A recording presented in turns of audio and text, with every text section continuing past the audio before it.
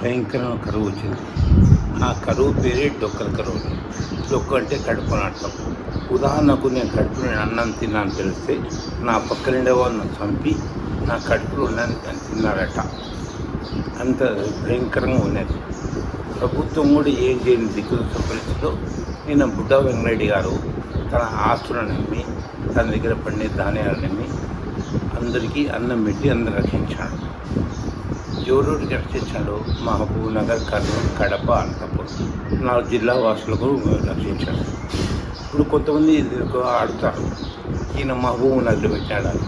మన పిల్లలు తినక మన ఎక్కడికైనా పోతాం కదండి, అట్లా అన్నం దొరుకుతుందని చెప్పేసి అందరు ఇక్కడికి వచ్చేసినారు.